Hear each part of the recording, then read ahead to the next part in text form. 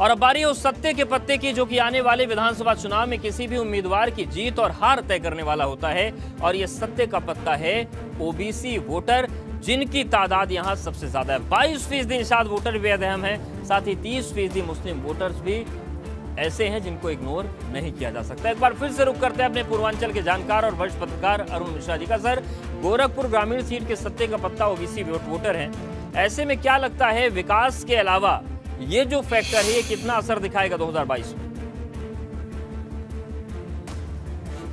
कि पिछले चुनावों को यदि आप 2012 से देखें 2017 में, तो ओबीसी वोटर अमूमन बीजेपी के साथ में रहे हैं। बीजेपी से भी विजय बहादुर यादव भी चुनाव लड़े तो बीजेपी के साथ उन्होंने चुनाव में जीत हासिल की थी। विपिन सिंह भी चुनाव लड़े तो बीजेपी के साथ, वो पिछड़ा वोटर जो है बीजेपी के साथ में रहा है।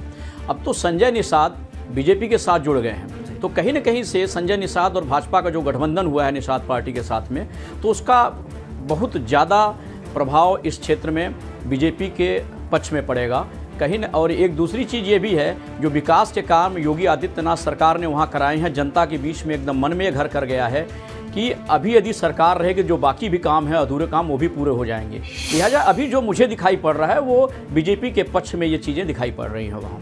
बिल्कुल, समीकरण इस तरीके के हैं। सर, बहुत धन्यवाद आपका हमारे साथ जुड़ने के लिए, समीकरण समझाने के लिए।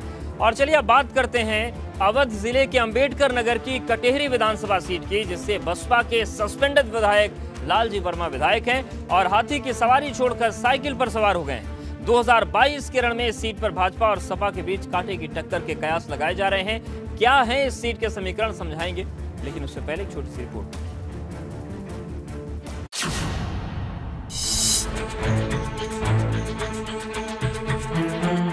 अवध के जिले अंबेडकर नगर की कटेहरी विधानसभा सीट यानी कि यूपी की विधानसभा सीट नंबर 277 अंबेडकर नगर की कटेहरी सीट भी बसपा के मजबूत गढ़ों में शुमार होती है।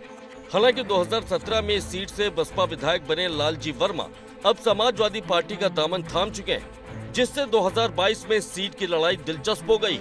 वहीं भाजपा भी इस सीट पर जीत दर्ज करने के लिए पूरा दमखम लगा रही, जिससे यहां पर त्रिकोणीय लड़ाई के कयास लगाए जा रहे हैं। माना जा रहा है कि भाजपा, बसपा और सपा के बीच यहां सीधा मुकाबला हो सकता है। हालांकि लालजी वर्मा के सपा में शामिल होने की वजह से बसपा को नुकसान के कयास भी लगाए जा रहे हैं।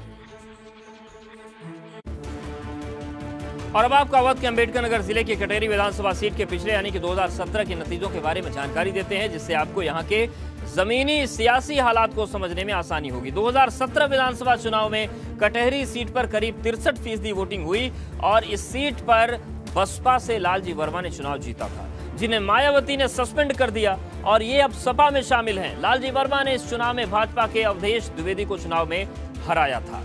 और अब आपको अंबेडकर नगर की कटेहरी विधानसभा सीट के पिछले 3 नतीजों के बारे में जानकारी देते हैं, जिससे आपको यहां का सियासी समीकरण और चुनावी इतिहास समझ में आएगा। 2007 में इस सीट पर बसपा से धर्मराज निषाद ने जीत दर्ज की थी। 2012 में इस सीट से सपा के शंखलाल मांझी ने चुनाव जीता, जबकि 2017 में इस सीट से बसपा के लालजी वर्मा ने जीत दर्ज की, जो अब साइकिल पर सवार हो गए हैं। और 2012 में लालजी वर्मा इस सीट से रनर अप रहे थे।